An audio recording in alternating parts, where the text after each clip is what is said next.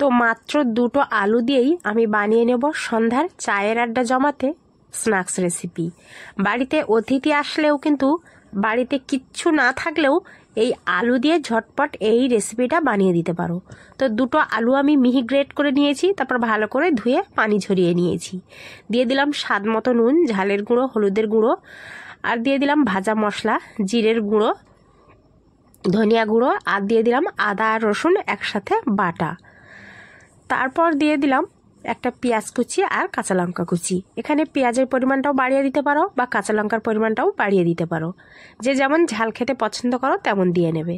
তারপর দিয়ে দিলাম 2 চামচ কর্নফ্লাওয়ার, দিয়ে দিলাম 2 চামচ বেসন।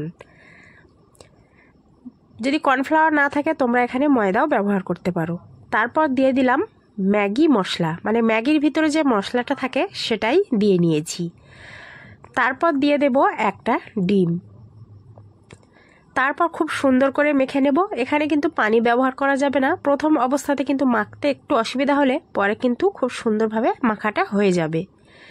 তো তোমরা যারা নতুন বন্ধু আছো তারা ইউটিউব থেকে দেখলে প্লিজ চ্যানেলটা সাবস্ক্রাইব করে রাখবে, আর ফেসবুক থেকে দেখলে ফেসবুকটা ফলো করে রাখবে, যাতে করে এরকম সহজ আরও নিত্য নতুন রেসিপিগুলো আমি আপলোড করতে পারি আর তোমরা সেগুলো ঝটপট দেখে নিতে পারো।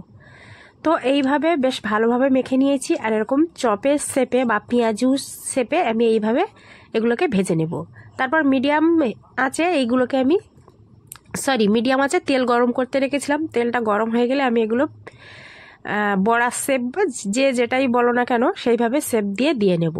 আর একদম মিডিয়াম আঁচে কিন্তু এটাকে উল্টিয়ে পাল্টিয়ে ভালো করে ভেজে নিতে হবে। হাই হিট করা যাবে না, তাহলে কালার চলে আসবে কিন্তু খুব সুন্দর মুচমুচে ভাবটা আসবে না বা ভিতর থেকে ভালোভাবে সিদ্ধ হবে না। তো মিডিয়াম আঁচে আমি খুব সুন্দর করে উল্টিয়ে পাল্টিয়ে আমি এটাকে পছন্দ মতো কালার করে কিন্তু ভেজে নিয়েছি। এবারে তুলে নেব। তো দেখতেই পারলে দুটো আলু দিয়ে কতগুলো স্ন্যাক্স হয়ে গেল, মানে বাড়িতে সবাই মিলে খাওয়া যাবে আর খেতেও ভীষণ সুস্বাদু হয়। অবশ্যই তোমরা বাড়িতে একবার হলেও ট্রাই করবে।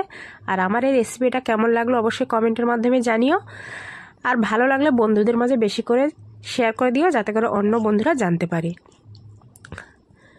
তো তৈরি হয়ে গেল ঝটপট স্ন্যাক্স।